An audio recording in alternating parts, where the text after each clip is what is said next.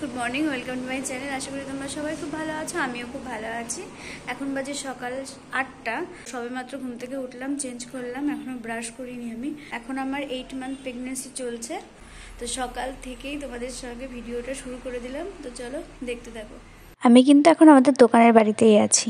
তো অনেকদিন আগে একটা ব্লগে তোমাদের সঙ্গে শেয়ার করেছিলাম আমাদের দোকানের বাড়িটা। কয়দিন হলো মার কাছে এসেছি, তো বাড়িতে কিছুতেই ভালো লাগছিল না, তাই জন্য মা বাবাকে বললাম চলো আমরা কদিন গিয়ে দোকানে থাকি। ব্রাশ করতে করতে ছাদে একটু পায়চারি করে নিচ্ছি, আর এদিকে দেখো দুটো বালির গাড়ি খালি হচ্ছে। এমনি কিন্তু আমি ঘুরতে খুব ভালোবাসি, কিন্তু এই কয়েক মাস হলো আমি কোথাও ঘুরতে যেতে পারছি না।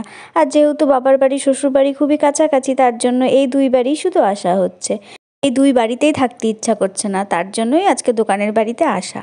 তাছাড়া এখন ঠান্ডা ঠান্ডা ওয়েদার পড়ে গেছে, আর আমাদের বাড়িতে নিচের ঘরটাই খুবই ঠান্ডা, আর দোকানে একটু গরম গরম ভাব আছে, আর এদিকে রোদ্দুরটাও আছে, একটু রোদ্দুরেও থাকা যায়। আর এই সময় কিন্তু রোদ্দুরে থাকা খুবই ভালো। তোমাদের সাথে কথা বলতে বলতে ফ্রেশ হয়ে নিলাম, আর সকালে একটা ওষুধ আছে ওটাই এখন খেয়ে নিচ্ছি। আর এখন বিছানাটা গুছিয়ে নেব। দোকানে একটা খাট আছে, খাটের সাইজটা একটু ছোট, আর আমার এখন একটু বেশি জায়গা লাগছে, তার জন্যই পন্সের গতিটা পেতে আমরা নিচেই শুই। আর মা বাবা তো প্রতিদিন সকালে আসে আর রাত্রিরে একবারে খেয়ে দিয়ে বাড়ি চলে যায়। বাড়িও যেহেতু ফাঁকা রাখা যায় না, ওর জন্য ওরা রাত্রিরে প্রতিদিনই বাড়ি চলে যায়। তো জানলা দরজাগুলোও খুলে দেবো, আর দেখতেই পাচ্ছ কত সুন্দর রোদ্দুর বাইরে। আর সকালে কিন্তু এখানে জানলা দরজাগুলো খুলে দিলে খুব ভালো লাগে, বাইরের রোদ্দুরটাও আসে। আমার সব গোছানো গাছানো কমপ্লিট, আর এই যে খাটটা, এই খাটটার কথাই বলছিলাম, আর একটু পরে এই জানলা দিয়েও রোদ্দুর আসবে। আর এই গদিটা তুলিনি, গদিটা শুভ তুলে দিলে তারপরে ঘরটা ঝাড় দিয়ে নেব। আর এদিকে দেখো কালকে রাত্রে কতগুলো ড্রাই ফ্রুটস ভিজিয়ে রেখেছিলাম, সেগুলো এখন খেয়ে নেব। আর তার আগে খেয়ে নেব একটু মধু। মধুটা আগে খেতাম না, কদিন ধরে একটু ঠান্ডা ঠান্ডা লাগছে, তার জন্য মধুটা খাওয়া শুরু করেছি। দুটো খেজুর নিয়ে নিলাম, ভালো করে ধুয়ে নেবো। আর কালকে রাত্রে তো চীনা বাদাম, আমন্ড বাদাম, কিশমিশ, কাজু বাদাম, ছোলা এগুলো ভিজিয়ে রেখেছিলাম, এগুলো এখন খেয়ে নেব। আর জানালার পাশে বসে পড়েছি, এই জানালাটাই সকালবেলায় খুব ভালো লাগে বসতে।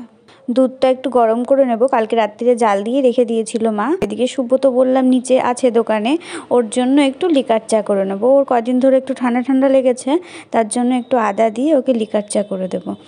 আজকে বৃহস্পতিবার, তাই মার আসতে আজকে একটু লেট হবে, তার কারণ বাড়িতে পুজো টুজো দিয়ে তারপরে আসবে। চা হয়ে গেছে, দুধ জল দেওয়াও হয়ে গেছে, আর শুভকে ফোন করে ডেকে নিলাম, ও চলে এসেছে। তো চাটা নিয়ে চলে আসলো, আর এখন চা আর দুধ খেয়ে নেব। চা খাওয়া হয়ে গেছে, গদিটা শুভ তুলে দিয়ে গেল, আর আমি এখন ঘরটারগুলো ঝাড় দিয়ে নেব।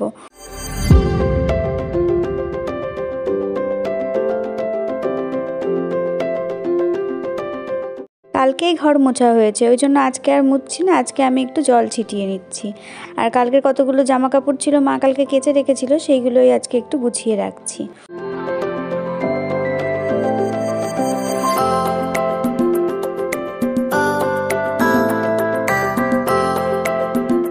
আমার এদিকে দেখো ঘরের সব কাজ কমপ্লিট হয়ে গেছে, আর জানলাগুলো দেখতে পাচ্ছ।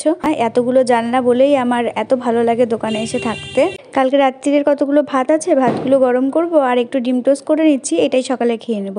আর মা আর বাবা সকালে ওই বাড়িতেই খেয়ে আসবে। আমি বললাম যে এখানে তো খাবার আছে, তোমরা এসে সকালে রান্না করতে হবে না, তুমি একবারে চান করে পুজো দিয়ে তারপরেই আসো।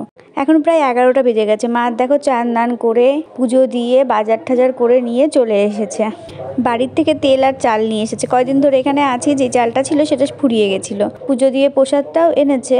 আজকে রান্না করবে লাল শাক, আর আমাদের বাড়ির গাছের কুমড়ো ফুল হয়েছিল, সেই কুমড়ো ফুলগুলোও তুলে নিয়ে এসেছে। মা এদিকে মাটি আলু কাটছে, আর এদিকে দেখো ভোলা মাছ কেটে ধুয়ে এনেছে বাড়ির থেকে, আর আছে চিংড়ি মাছ। তো এই দুটো মাছই রান্না হবে আজকে।